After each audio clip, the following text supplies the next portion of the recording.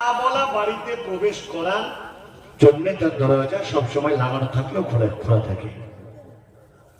আর বিসমিল্লাহ বলে যদি দরজা লেগে ঢুকে যান, শয়তান প্রবেশ করতে পারবে না। আপনার স্ত্রী আপনি ভুলে গেলে, আলহামদুলিল্লাহ, আমি যেদিন থেকে হাদিসটা আমি শিখেছি বা পড়েছি, সেদিন থেকে আমার 5 বছরের কচি মেয়েটাকেও বলেছি, বাবা বাড়ির দরওয়াজাতে যখন শেষ ঢুকে যেতে হয় তখন বিসমিল্লাহ বলতে হয়। এটা হলো ইসলামিক এডুকেশন।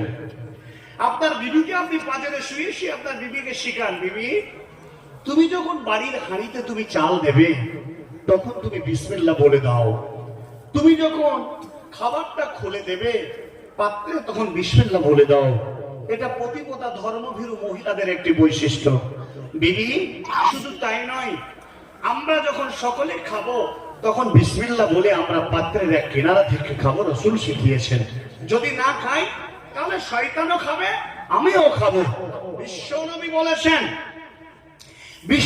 বলেছেন পুরুষ আর নারী, মানুষ সম্প্রদায় উম্মতকে বলেছেন, তোমরা স্বামী স্ত্রী যখন সহবাস করবে, মিলবে বাচ্চা নেওয়ার জন্য, তখন তোমরা বিসমিল্লাহে আল্লাহুম্মা জান্নিবনা শাইতানা ওয়া জান্নিবিশ শাইতানা মা রাযাকতানা, এই দোয়াটা ওযু করো, ওযু করে এসো, ওযু করে এসে তোমরা এই দোয়াটা পড়ো।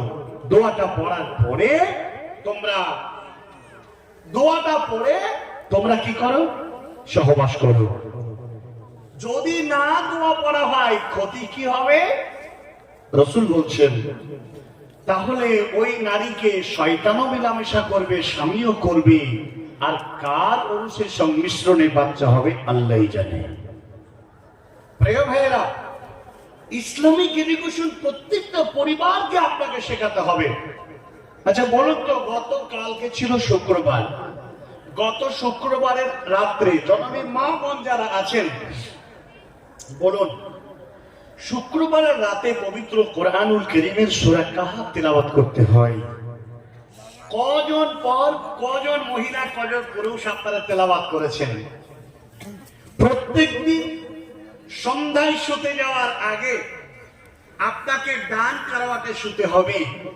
আর ডান কারাওয়াটে যখন আপনি শোবেন তখন আপনি পড়বেন সূরা ফাতিহা, তারপরে পড়বেন ইখলাস, তারপরে পড়বেন মুআউযাতাইন, নাস এবং ফালাক, তারপরে পড়বেন কি দরুদ শরীফ, তারপরে আগে পড়বেন আয়াতুল কুরসি, তারপরে পড়বেন দরুদ শরীফ। দরুদ শরীফ পড়ার পরে আপনি আপনার মাথা থেকে পা পর্যন্ত 3 বার বুলিয়ে নেবেন বিশ্বনবী, এটাই ছিল অভ্যাস। এরপরে ডান কারাওয়াটের হাতের তলায় মাথা দিয়ে বলবেন আল্লাহুম্মা বিসমিকা আমতু ওয়া আহইয়া। আল্লাহর কাছে এতগুলো দোয়া পাঠ করার পরে আপনি বলেন, মহান আল্লাহ গো, আমি শুয়ে গেলাম তোমার নাম নিয়ে। ও রব্বুল আলামিন, যদি আমি মরে যাই ঈমানি হালাতে আমাকে তুমি কবুল করে নিও তোমার পরকালের মাঠে। আর যদি বেঁচে যায় তাহলে মুত্তাকি হিসাবে আমাকে বাঁচিয়ে রাখো। মাবুদ মাওলা গো, তোমার নামে আমি বাঁচার নামে মরে গেলাম। বন্ধুরে, এ হলো ইসলামিক এডুকেশন। প্রত্যেকটা বাচ্চাকে শেখান, প্রত্যেকটা বিবিকে শেখান। আপনি আপনার স্ত্রীর কাছে আপনার স্ত্রী যদি দিন বুঝি তার কাছে দিনের জ্ঞান নেন আর প্রতিদিন কোরআনুল কারীম তেলাওয়াত করেন, মুসলমানদের নীতি হবে এটাই, কোরআনুল কারীম তেলাওয়াত করবে আর তাদের মানসিকতা থাকবে জান্নাতুল ফিরদাউস। আল্লাহ তাবারাক ওয়া তাআলা, এই পৃথিবীতে আমরা কত সুখে শান্তিতে আছি। আজ ফিলিস্তিনের মুসলমান, গাজার মুসলমান, আজকে তারা প্রাণ দিতে আছে রাত দিন।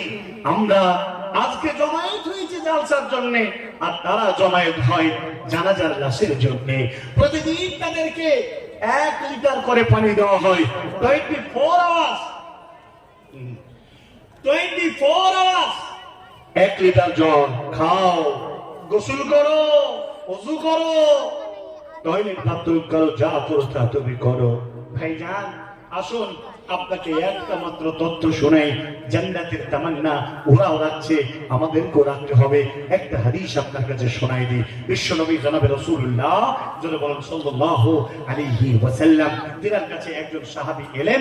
সাহাবীটা এতিম সাহাবী। আসার পরে নবীকে বলছেন, ইয়া রাসূলুল্লাহ, আমার একটি বাগান রয়েছে, এই বাগানের খেজুরের বাগানে এই খেজুরগুলো ফজরের নামাজে আলতো বাতাসে সারা রাতে যা পড়ে যায়, সেটা আমি যখন কোড়াতে যাই তখন আমার সন্দেহ হয় যে পাশের বাগানের খেজুর হয়তো আমার বাগানে ছড়িয়ে এসেছে।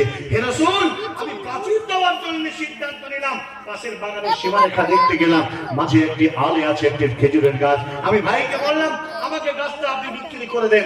কোনো মতে রাজি হলো না। ইয়া রাসূলুল্লাহ, আপনি একবার বুঝান, ও যদি গাছটা দিয়ে দেয় প্রাচীরটা সোজা হবে, আখিরাত থেকে বেঁচে যাব। আল্লাহর নবী বললেন, ও আবু লুবাবা, তাআলিনা, তুমি আমার কাছে এসো।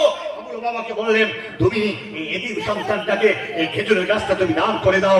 আর আমি মুহাম্মদ রাসূলুল্লাহ সাল্লাল্লাহু আলাইহি ওয়াসাল্লাম, আমি বলছি তুমি যদি দান করে দাও, তাহলে তোমাকে আমি জান্নাতে একটা খেজুরের গাছের জমিদার হয়ে গেলাম।